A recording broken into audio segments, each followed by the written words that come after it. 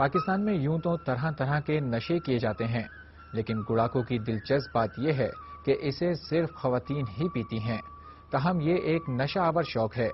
گڑاکو کی عادی خواتین کی تعداد 3,70,000 ہے۔ گڑاکو گڑ کے شیرے اور سگریٹ فیکٹری کے ردی تمباکو کی ملاوٹ سے بنتی ہے، اسی لیے گڑاکو کا نام گڑ اور تمباکو کا نچوڑ ہے، جس کو سندھ اور بلوچستان سمیت عرب ممالک میں مقیم پاکستانی خواتین حقے میں ڈال کر پیتی ہیں۔ یہ نشہ ایک اندازے کے مطابق 40 سال پرانا ہے۔ حقے کی تیاری کے لیے پہلے حقے میں پانی بھرا جاتا ہے۔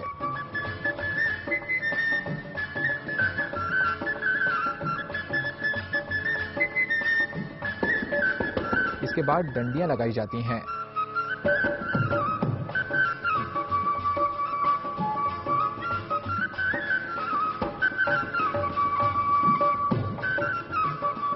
پھر گڑ کا چورا کر کے چلم میں ڈال دیا جاتا ہے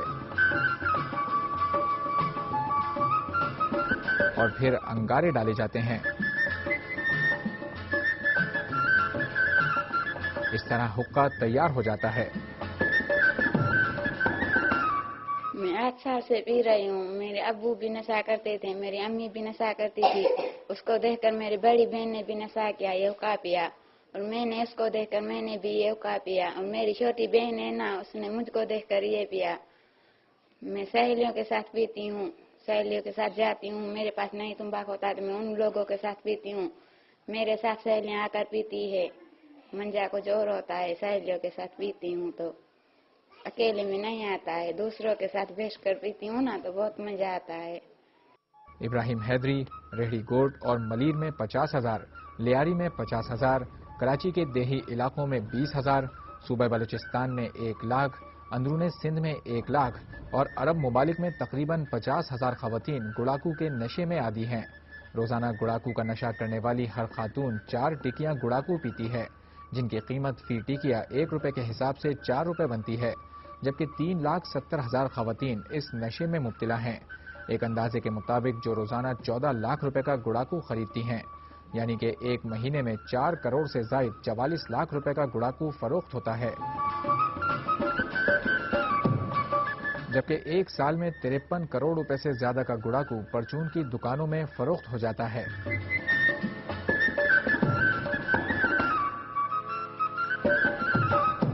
مارکیٹ سے لاتے ہیں، 100 رات روزانہ چل جاتی ہے، 1 روپے کی 1 رات چلاتے ہیں یہاں پہ۔ کراچی شہر اور اس کے گرد و نواح میں گڑاکو تیار کرنے والی درجنوں فیکٹریاں قائم ہیں جو گڑاکو بناتی ہیں، جن میں لیاری، ملیر، پرانا گولیمار اور دیگر علاقے شامل ہیں۔ یہ فیکٹریاں گڑاکو تیار کر کے کراچی سمیت اندرون سندھ اور بلوچستان میں پرچون کی دکانوں پر سپلائی کرتی ہیں۔ دکاندار فیکٹری والوں سے 1 ٹکیا 8 آنے کے حساب سے لیتے ہیں، جبکہ وہ 1 ٹکیا 1 روپے کے حساب سے بیچتے ہیں۔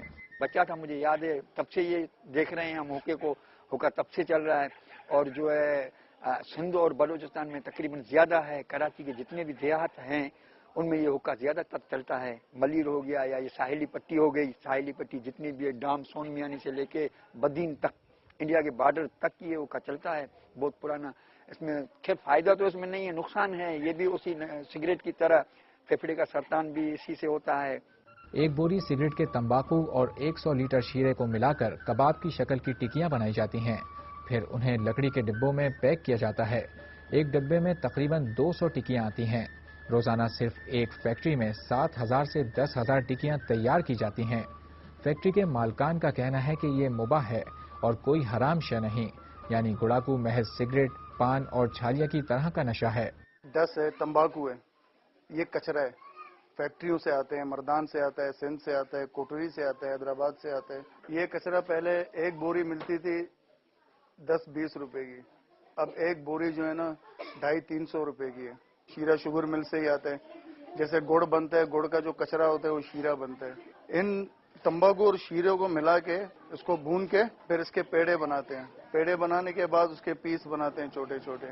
جب پیس بناتے ہیں تو اس پیس کو ہم پیٹیوں میں ڈالتے ہیں، یا تو ایسے روپے 2 روپے کے بیچتے ہیں۔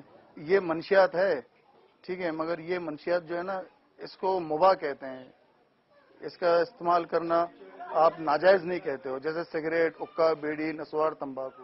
ڈاکٹرز کے مطابق گڑاکو کی عادی خواتین کو عموماً قے کی شکایت رہتی ہے، سانس پھول جاتا ہے، سینے میں بوجھ اور دل میں درد رہنے لگتا ہے جو مستقل طور پر کئی گھنٹے جاری رہتا ہے۔ تمباکو کسی قسم سے بھی استعمال ہو، چاہے وہ سگریٹ میں ہو، چاہے وہ بیڑی میں ہو، چاہے وہ حقے میں ہو، چاہے وہ چلم میں ہو، اس کے نام مختلف ہیں لیکن وہ سب تمباکو کا ہی نقصان ہوتا ہے۔ ہوتا یہ ہے کہ جب تمباکو جلتا ہے وہ اس کے ساتھ جو تمباکو کے پارٹیکلز اور جو کیمیکلز ہوتے ہیں وہ دھوئیں میں ہوتے ہیں جو جسم میں جاتے ہیں، پھیپھڑوں میں جاتے ہیں، حلق میں جاتے ہیں، منہ میں جاتے ہیں، حلق میں جاتے ہیں، پھیپھڑوں میں جاتے ہیں، اور وہ وہاں ایک تو جہاں لگتے ہیں وہاں اثر کرتے ہیں، پھر وہ خون میں جذب ہونے کے بعد سارے جسم پہ بھی اس کے اثرات ہوتے ہیں۔ چلم بھی لوگ پیتے ہیں تو وہ ڈائریکٹ سانس کی نالی میں اور حلق میں اور منہ میں جاتا ہے۔ ان سب چیزوں کا اثر منہ کے اوپر، حلق کے اوپر اور سانس کی نالی اور پھیپھڑوں پہ ہوتا ہے۔